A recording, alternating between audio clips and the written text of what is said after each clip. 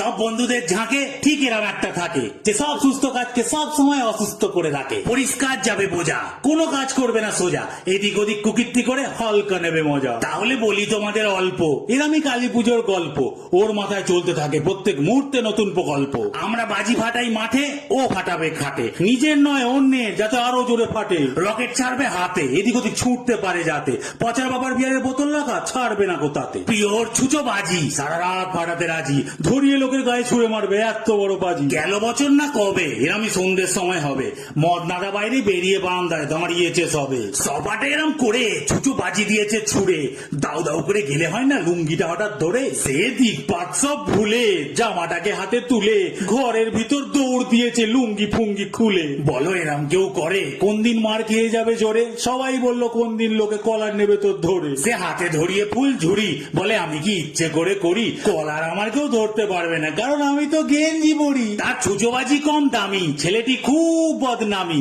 দুঃখের বিষয় হলো আমাদের গ্রুপে সেই ছেলেটি হলাম আমি। এই বৌমরাম কেউ ফাঁকা রাস্তায় রেখে ফাটায়, গোবরে টোবরে রেখে ফাটা, এদিক ওদিক চেটকাবে তবে না মজা।